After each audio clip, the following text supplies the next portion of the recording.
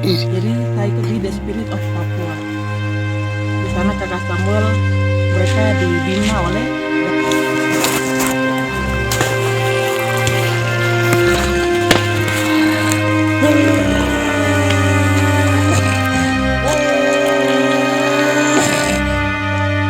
Walaupun saya baru kenal, pertama kali itu pun berkenalan di Paradoks Papua yang dua episode yang lalu.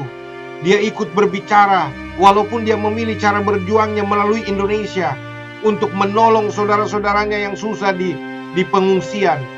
Kau berpikir Sebi Sambom dan semua kodap-kodap Egyanus Kogoya dengan semua pasukan TPNPB, KKB di sana. Semoga Tuhan mengampuni kalian.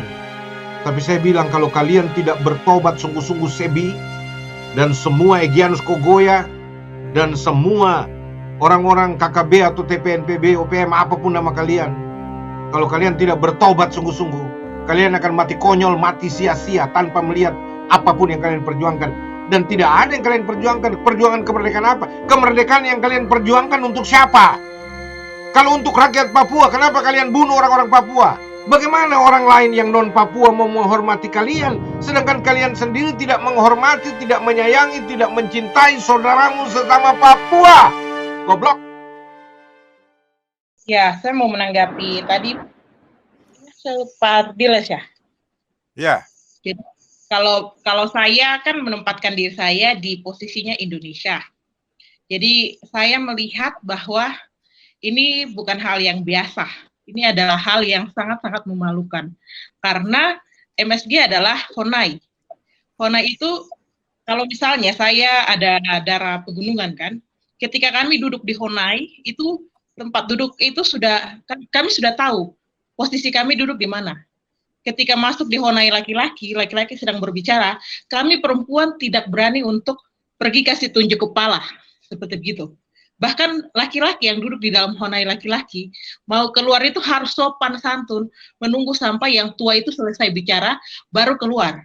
Dan kami pun di Honai perempuan tidak bisa memasak apapun, sampai orang yang berhak untuk menyuruh, misalnya ini kan ada wajan di belakang, itu yang punya hak atau mama kami datang dulu, baru dia kalau misalnya bilang, ya itu boleh dipakai, baru kami anak-anak perempuan bisa pakai, seperti begitu.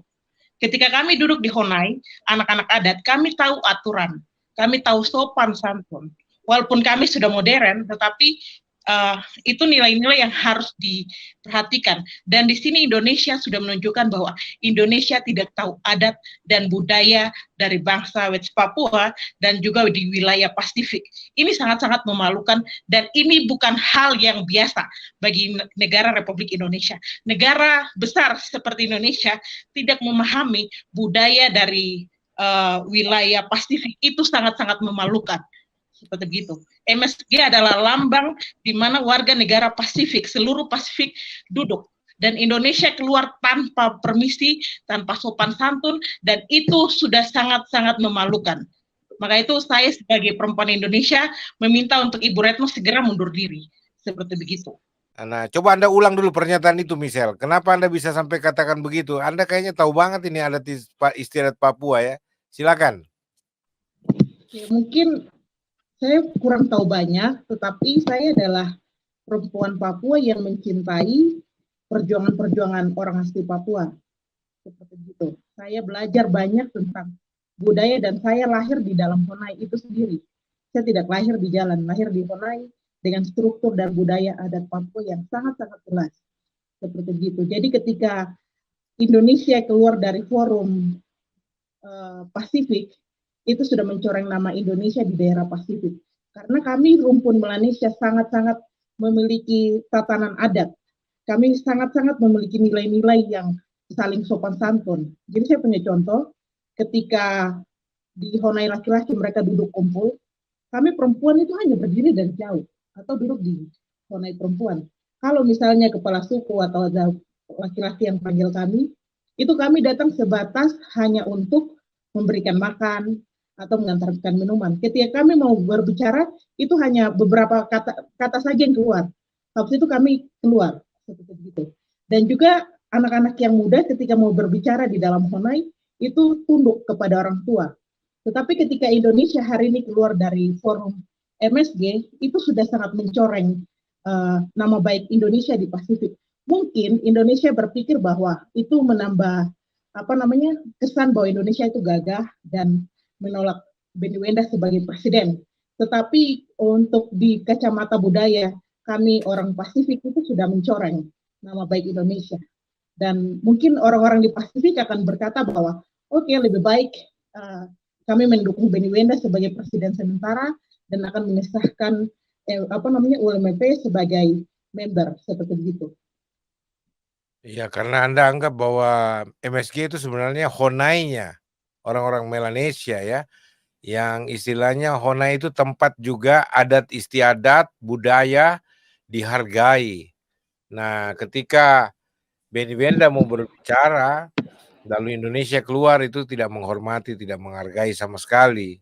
Tapi dari sisi pandang orang NKRI barangkali bahwa itu merupakan sikap tegas bahwa tidak mau menerima kehadiran Benny Wenda yang mewakili ULMWP di MSG karena Indonesia mungkin sudah wanti-wanti bahwa jangan kasih tempat, jangan kasih panggung untuk Benny Wenda berbicara dan Indonesia sudah buang uang untuk itu, tapi ternyata pemimpin-pemimpin MSG itu tetap menskedulkan, menjadwalkan dan mengizinkan Benny Wenda berbicara dan mungkin ini sikap kekecewaan orang Indonesia, Michelle.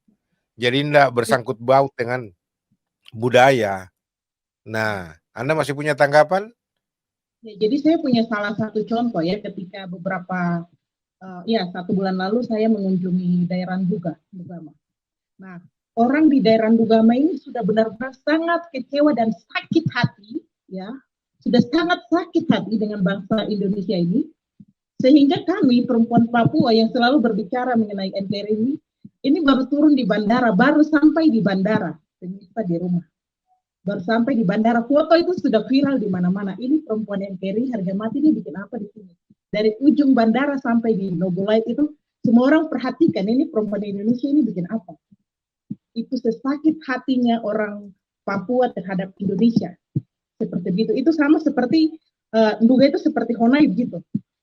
Ketika kami datang ke sana, itu orang Duga atau orang Papua tidak mengenal kami. Itu persis juga sama seperti pandangan orang di wilayah Pasifik ketika melihat Indonesia pertama. Ini Indonesia kok bikin apa datang ke Pasifik sini? Begitu. Ketika kau sudah diterima, ini pemikiran yang hari ini terjadi di Pasifik. Ya. Ketika kamu sudah diterima, kenapa kamu keluar? Itu sama persis seperti kunjungan saya ke Duga. Begitu. Saya setiap kali berbicara mengenai Indonesia. Ketika turun di Duga, saya mengalami penolakan. Seperti itu. Ketika mau masuk lagi, ketika sudah diterima, saya keluar dengan tidak sopan, itu mereka sudah blacklist. Oh, itu kok sudah bukan lagi orang, kok sudah tidak, kok itu pengkhianat. Kok itu orang yang tidak mau berbicara tentang kami, tentang apa yang kami rasa seperti itu. Dan hari ini, apa yang saya rasa, itu sama persis yang dihadapi oleh Indonesia di Pasifik.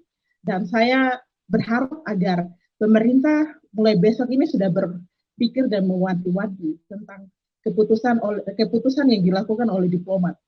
Begitu. Karena kami di wilayah Pasifik ini mempunyai adat istiadat yang begitu sangat kuat. Ketika keluar begitu itu sudah tidak punya wajah di atas kami di wilayah Pasifik. Seperti itu. Jadi ini sudah kayak buah si malakama ya. Indonesia tetap di ruangan salah, Indonesia keluar salah. Begitu. Kalau lihat bahasan Anda, Michelle. Ini sudah sangat blunder. Karena bagaimana Indonesia mempertahankan Papua ketika Indonesia keluar dari forum yang dihormati di Pasifik. Seperti begitu. Indonesia tidak mampu lagi ketika Indonesia berbicara tentang Papua. Misalnya ya, ini kan Amerika masuk untuk melakukan bekerja sama dengan Papua New Guinea untuk pertahanan negara Papua New Guinea. Alasannya seperti begitu. Dan ketika Amerika dan Papua New Guinea bekerja sama, Papua New Guinea ini mempunyai kebiasaan yang sama dengan kami orang Papua. Dan kami orang Papua bolak-balik Papua New Guinea itu biasa seperti itu. Dan ketika Indonesia diserang, Indonesia tidak lagi mempunyai kekuatan untuk berbicara di daerah Pasifik. Kalau beberapa tahun lalu Amerika dan Cina berperang untuk merebutkan daerah Natuna. Hari ini Amerika Cina berperang di wilayah Papua New Guinea. Seperti begitu. Kalau misalnya di Papua New Guinea sudah berarti ada Freeport, ada harta di Papua yang lain-lainnya. Mereka juga incar seperti itu. Dan ketika hari ini Indonesia keluar, itu sudah melemahkan suara Indonesia untuk mempertahankan Papua di daerah Pasifik. Kalau Anda jadi diplomat, wakili Indonesia, apa yang Anda perbuat pada hari ini, misalkan? Kalau misalnya saya menjadi diplomat untuk Indonesia di daerah Pasifik, saya akan tetap duduk dan menghargai Benny Wenda, seperti itu.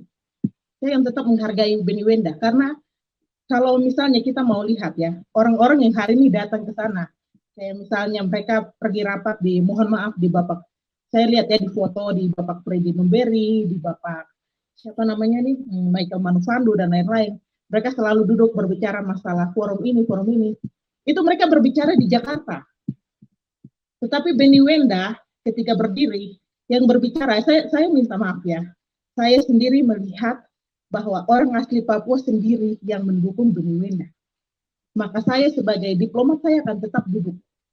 Karena itu adalah pilihan dari masyarakat saya. Saya akan menunjukkan bahwa ke warga Papua bahwa saya juga adalah bagian dari kalian. Ketika Indonesia keluar, Indonesia sudah bukan lagi bagian daripada kami orang Papua. Indonesia sudah tidak mewakili kami. Begitu.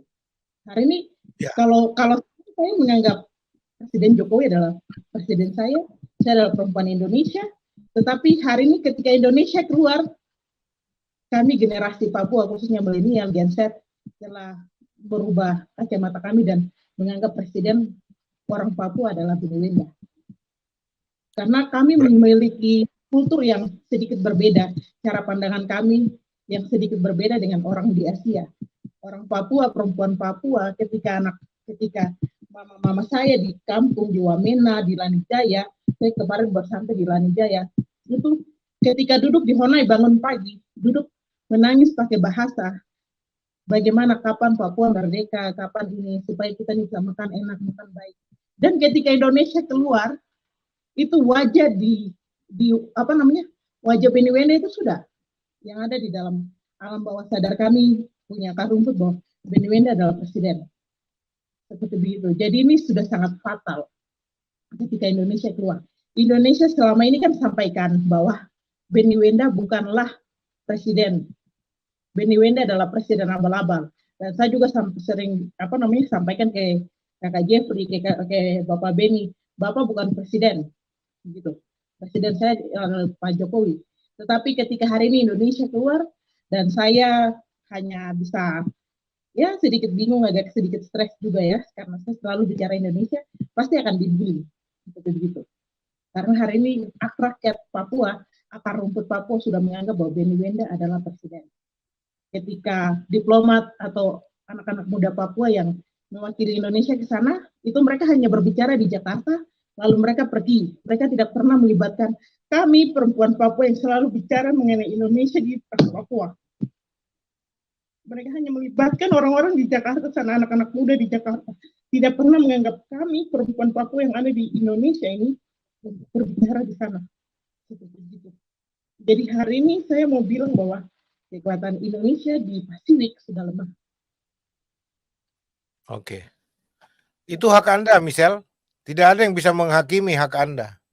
Anda mau pilih pro integrasi, itu hak Anda sepenuhnya bersama dengan orang-orang Papua lainnya. Ya, walaupun hari ini Anda merasa sangat kecewa dengan sikap Indonesia dan Anda mungkin akan berubah pikiran untuk berbalik memperjuangkan Papua merdeka bersama dengan saudara-saudaramu yang pro kemerdekaan Papua, itu juga hak Anda. Karena apa? Indonesia bikin blunder. Tapi benarkah blunder politik NKRI di MSG? Kita belum tahu. Tapi secara kacamata awam, saya pun melihat ini merupakan blunder politik. Karena apa? Karena mestinya orang Indonesia yang diutus ke MSG itu orang yang mengerti budaya Papua yang dia wakili. Dengan penghormatan yang tinggi terhadap budaya orang Papua ketika duduk di Honai berbicara. Sekalipun pro dan kontra, Mestinya orang belajar duduk, sabar, diam, dengar, ya, menghormati siapa yang berbicara, walaupun pro kontra, walaupun dia tidak setuju dengan Benny Wenda, tetapi dia harus menghormati, dia belajar menyimak, dan dengan itu dia punya persediaan untuk memberikan argumentasi tandingan. Itu politik.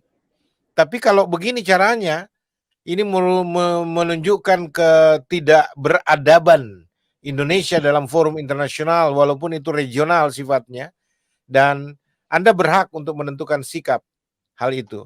Oke, koma dulu kita sambut Ketua OPM, Jeffrey Bomanak. Selamat datang, Tuan. Shalom, Bapak Bishop. Shalom, shalom.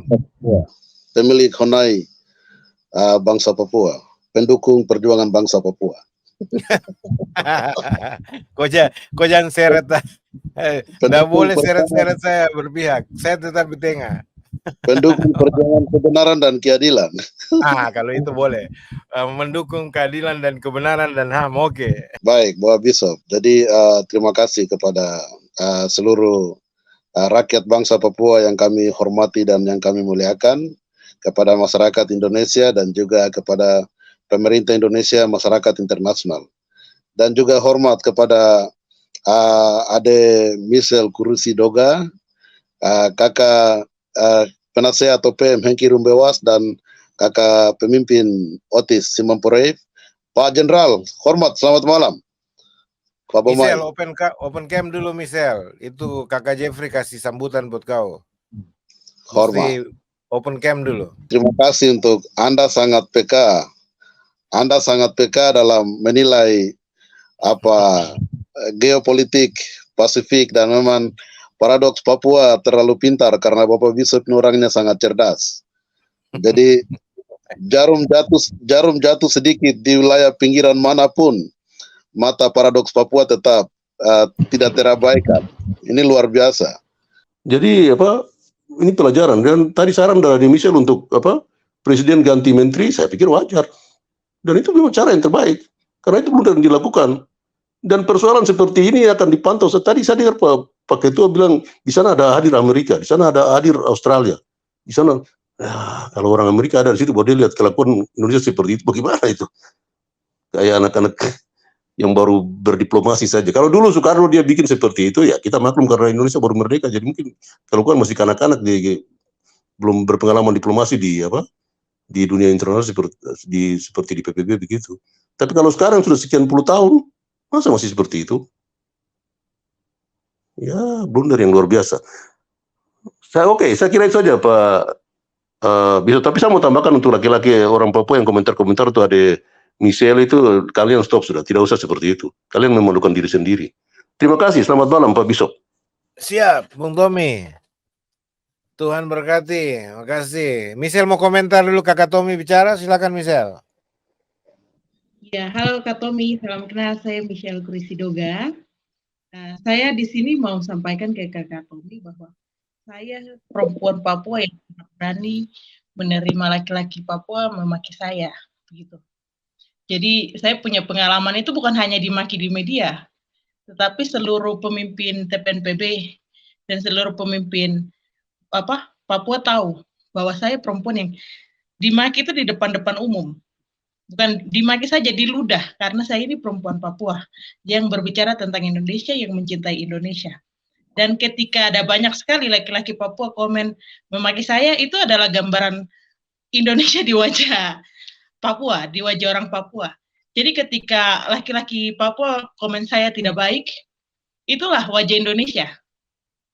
Hari ini orang Indonesia, ketika kami orang Papua berbicara tentang Indonesia dimaki, nah itulah wajah Indonesia. Jadi sebagai perempuan Papua yang berbicara tentang Indonesia, saya tidak pernah kecewa, tidak pernah kayak macam galau atau apa, mungkin pertama-pertama, tetapi sudah sampai di titik ini saya mengakui bahwa ketika saya dimaki itu wajar, karena saya sedang mewakili negara saya yang sangat-sangat tidak mengasihi bangsa saya, seperti begitu. Saya sedang mewakili negara yang sangat-sangat bukan hanya tidak menghargai bangsa saya, tetapi sebagai pejuang Indonesia pun saya tidak dihargai, seperti begitu. Jadi ketika laki-laki Papua maki saya sebagai perempuan yang mengaku diri Indonesia, itulah wajah Indonesia di mata orang Papua. Dan itulah yang harus diperbaiki. Daripada kalian pergi ke Pasifik sana, buang-buang miliaran rupiah, buang triliunan, bangun iklan yang sangat-sangat bodoh, lebih baik dana itu kalian serahkan ke Papua, berikan kepada kami anak-anak Papua yang cinta, yang benar-benar cinta Papua ya, yang benar-benar cinta Indonesia untuk membangun Papua, untuk membangun anak-anak. Misalnya gini, hari ini tuh terjadi konflik di mana-mana di Papua ini, bukan satu saja, dan kami selalu ada di depan. Ketika TPNPB bicara, kami selalu yang mewakili Indonesia di depan sini. Menjadi pagar berdiri, saya Indonesia. Indonesia tuh masih ada baik. Masih ada banyak sekali orang Indonesia yang baik. Apa yang kau pikirkan tentang Indonesia tuh itu salah, itu salah. Selalu kami yang berbicara. Itu salah. Ada banyak orang Indonesia yang lebih baik. Ada banyak orang Indonesia yang baik. Ada banyak orang Jawa yang baik. Ada banyak orang Batak yang lebih mengasihi kau. Stop. Tidak boleh, tidak boleh. Itu setiap hari kami lakukan. Dan yang selalu kami dapat adalah penolakan. Karena memang benar bahwa bangsa yang saya wakili tidak pernah memperhatikan kami. Seperti begitu. Jadi saya mohon maaf ya buat Kakak Tommy, bukannya saya tidak tahu sopan, tetapi itulah wajah Indonesia di mata orang Papua. Ketika saya dimaki, itulah wajah saya. Gitu, pantas dimaki. Terima kasih. Iya, tapi luar biasa Michelle, itu Kakak Tommy berikan apresiasi buat Anda, dan mungkin banyak orang-orang Papua tidak menghormati Anda, punya hak. Tapi salah satu ketua OPM kita TPNPB ini Pak Jeffrey sangat appreciate. Kakak Jeffrey adalah salah seorang Papua yang cinta kemerdekaan Papua, berjuang dengan gigih. Itu tetap punya semacam martabat penghormatan terhadap lawan sekalipun. Yang selama ini saya dengar, nggak tahu kalau di belakang-belakang ya. Ya, tapi kalau saya lihat selama ini termasuk tadi dia memberikan apresiasi buat Michelle, dan itu merupakan netralitas buat Michelle. Jangan stereotip, jangan generalisasi. Termasuk apa yang Anda lakukan. Justru apresiasi itu datang ketika Anda pilih mengaku Indonesia, tapi untuk memperjuangkan bangsa Anda, orang Papua. Jadi saya tahu Anda berjuang atas nama Indonesia supaya bangsamu, orang-orang Papua, orang Melanesia, itu Anda turut memperjuangkan melalui mekanisme Indonesia supaya mereka disejahterakan.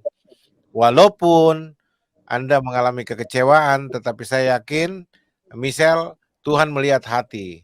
Nggak perlu kecewa dengan apapun.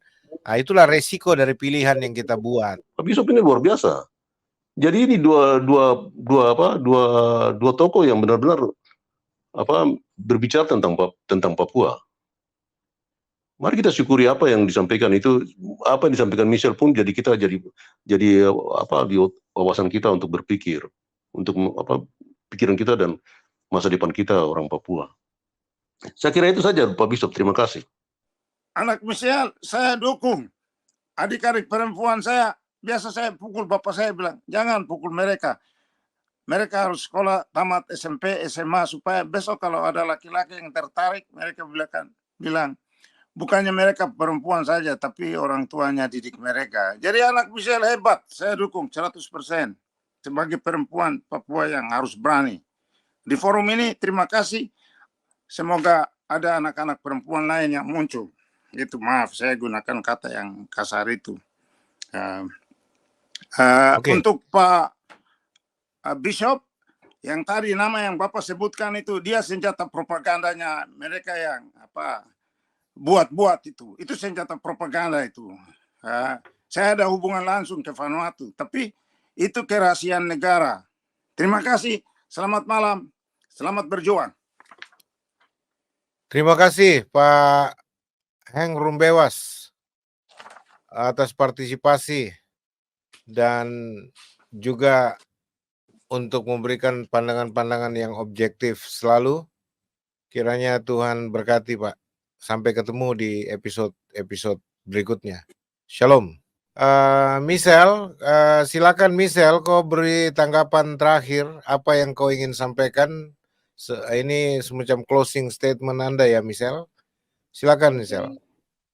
Jadi di sini kan saya menempatkan diri saya di tengah, tetapi lebih ke ya posisi saya sebagai perempuan Indonesia yang memiliki ras Melanesia. Jadi saya sudah baca sambil tadi nonton, saya sudah baca banyak berita. Nah ternyata tuh sudah ada jumpa pers bersama dengan Bapak juru bicara Kementerian Luar Negeri Armananta Nasir seperti itu. Nah di sini beliau sudah menjelaskan bahwa Indonesia itu tidak work out dari forum MSG, tetapi Indonesia memilih untuk keluar ruangan di saat bendera-bendera negara negara Melanesia itu dikibarkan seperti itu. Itu adalah bentuk bahwa Indonesia tidak setuju dengan bendera West Papua, dan itu sudah tersebar juga di media. Dan yang tadi Bapak sampaikan bahwa ini setengah hoax, saya sebagai perempuan Indonesia yang memiliki ras Melanesia yang tinggal juga di Papua, tidak lari kemana-mana, itu saya mau sampaikan bahwa ini bukan hoax, ya, karena di saat bendera dinaikkan, ketika pertandingan bola saja itu semuanya orang di stadion ketika bendera naik atau bunyi lagu itu semuanya orang tunduk atau memberikan penghormatan seperti itu. Tetapi ketika bendera-bendera Melanesia ini naik berkibar dan Indonesia keluar, itu sudah menggambarkan bahwa Indonesia tidak menghargai budaya kami ras Melanesia seperti begitu. Jadi mungkin lewat video dari live streaming YouTube ini bisa menjadi pesan kepada Indonesia, bisa menjadi pesan kepada Bapak Presiden untuk segera kalau bisa Ibu Retno ditegur seperti begitu, karena sudah menunjukkan bahwa Indonesia tidak berada di wilayah Pasifik.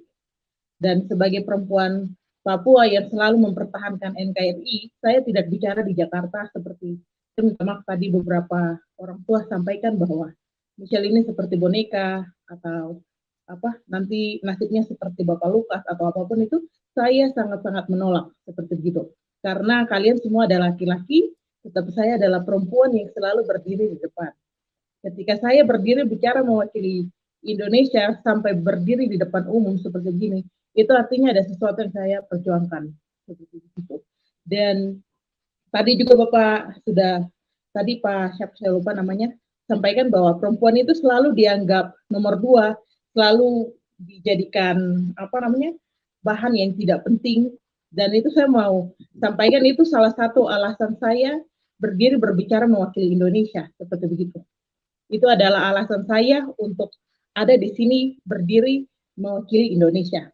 Selama ini perempuan Papua ketika berbicara, saya dulu ikut beberapa organisasi dan kami mau masuk untuk berbicara itu kami mendapatkan pelecehan pertama seperti begitu. Kami perempuan Papua itu tidak dianggap. Teman-teman bisa buka Twitter, bisa buka apapun itu, sekarang perempuan Papua itu dalam posisi terendah. Dan saya memilih untuk berada di sini. Saya adalah benteng perempuan Papua. Saya bukan boneka atau bukan suara NKRI atau apapun itu. Karena kalau misalnya saya adalah boneka, saya akan ada di Jakarta dan ikut sama-sama ke Vanuatu.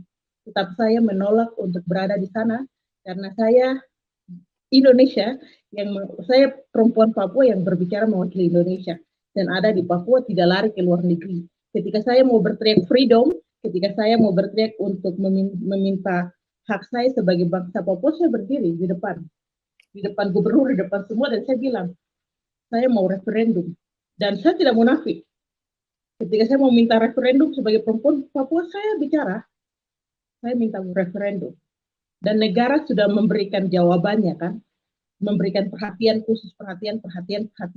Tetapi perhatian ini kan dimanfaatkan oleh beberapa oknum-oknum pejabat seperti begitu. Jadi saya mengapresiasikan langkah-langkah dari negara Indonesia yang sudah mau melihat kami orang Papua. Kalau misalnya kami semua berbicara tentang Papua merdeka, siapa yang berdiri untuk generasi ini? Saya rasa saya sedang berdiri untuk generasi milenial dan Gen Z.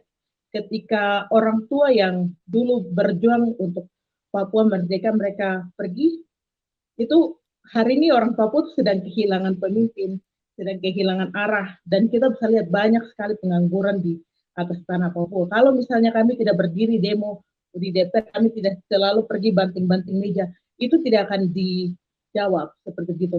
Dan saya memilih ada di sini dengan saya punya diri seperti begini. Dan kalau misalnya orang mau maki, orang mau bilang saya boneka atau apapun itu, tanya ke diri sendiri apa yang kau sudah buat untuk orang Papua. Seperti begitu. Kalau misalnya kau bicara tentang Papua merdeka, terus kau bicara tentang Michelle Kurisini boneka dan Michelle Kurisini bin, kau berani tidak turun sampai ke Nduga seperti begitu? Kau berani tidak duduk sama-sama dengan TPNPB? Kau berani tidak masuk untuk bicara minta izin kasih keluar anak-anak dari tempat pengungsian terus ditaruh senjata seperti ini? Kau berani atau tidak?